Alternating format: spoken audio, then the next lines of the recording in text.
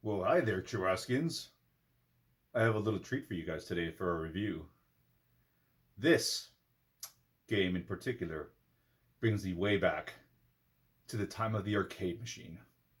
Released in '95 by Atari, the light gun phenomenon known as Area 51, Attack of the Chicken Nugget Aliens. Oh yeah. So, this game was released in '95 in the arcades. It was a great hit. I remember playing this all the time. It was ported in '96 to the PlayStation, Saturn, and PC, I believe. And if you guys remember, I kind of missed out on getting a actual arcade cabinet recently of this game. Um, but basically, it was going to be a few hundred, which was a pretty good deal.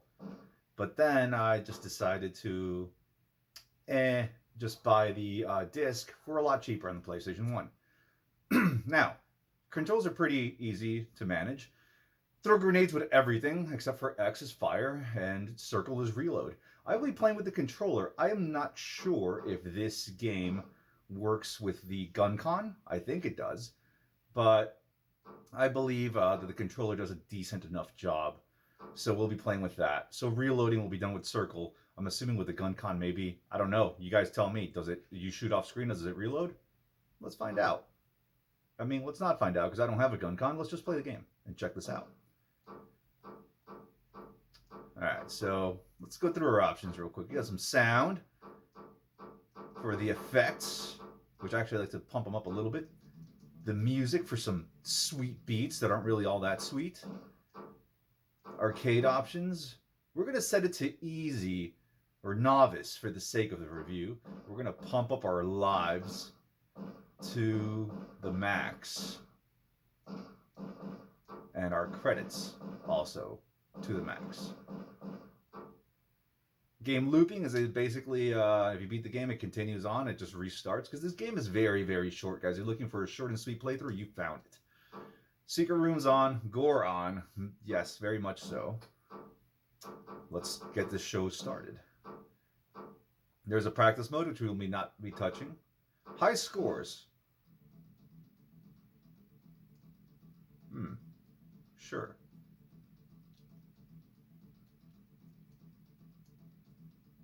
All right, is it going to not let me back out? Apparently not. Just kind of scrolls in for me like an arcade. All right. Arcade. Let's do this. So the story is Area 51's been taken over by aliens.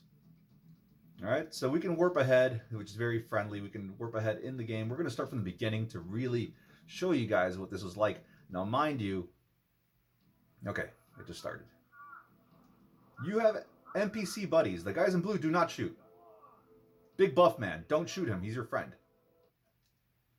And here it begins.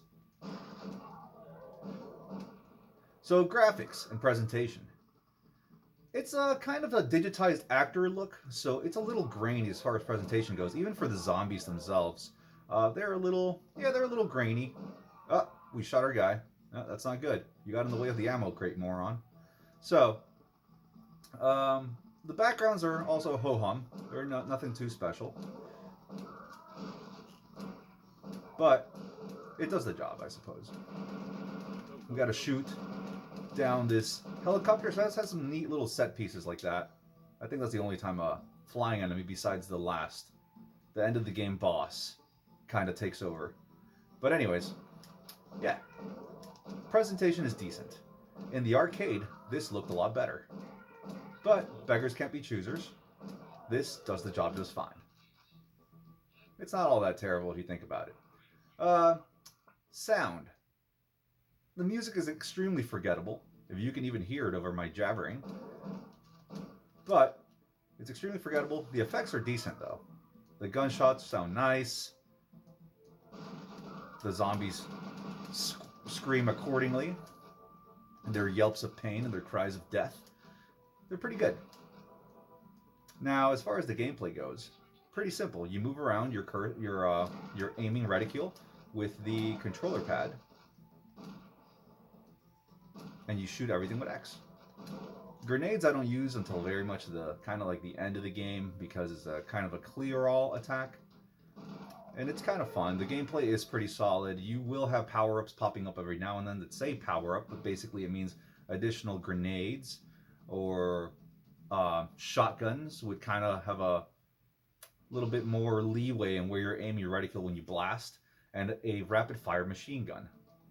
Oh, watch out for Chesty McChesterson. Don't shoot her. Power-up. We got a shotgun now. See? Now we'll just destroy everything. She almost got nuked. I believe you can get special bonuses for shooting explosive barrels in unison. The quicker you shoot them, the more of a multiplier you get as far as points, which are not really displayed on screen, which I kind of appreciate, honestly, because it would distract. Like, this guy's just destroying me. But yeah. There's not much to Area 51. It is an enjoyable experience and a very short playthrough. And for a kid back in the 90s, this holds a lot of nostalgia for me. So I think this probably is one best bought and best played by someone looking through rose-tinted glasses. Because other than that, I don't think you'd have too much of a kick out of this one. It's very corny, very sci-fi, B-movie type of thing.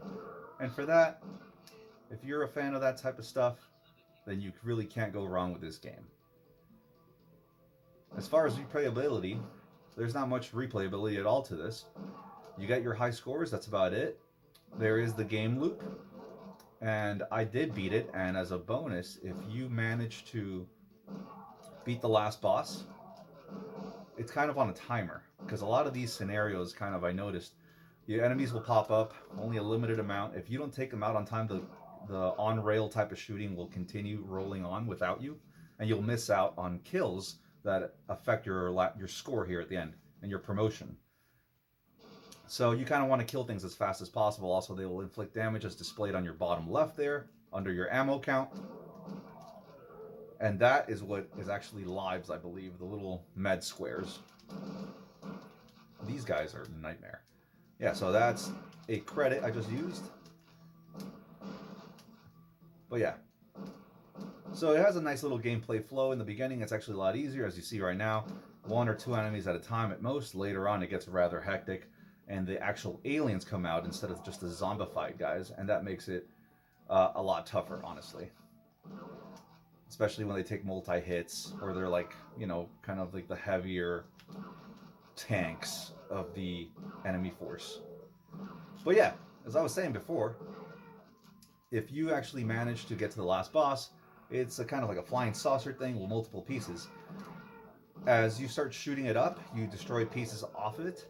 But if you don't manage to kill it within an unknown real time frame before you run out of enemies, it will fly away and you will get the bad ending, which is the aliens have escaped, and now Earth is going to probably be taken over by bloodthirsty aliens because you totally failed.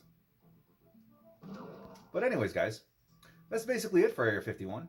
I really kind of sort of enjoy it. The arcade is a lot cooler, obviously, with the guns that it had built in. You can't really go wrong with that. But maybe with a gun con, this will be an even better experience. It can only get better, right? But anyways, guys, thank you for watching this short and sweet little video review of Area 51 for the PS1. I hope you enjoyed and have a wonderful rest of your day.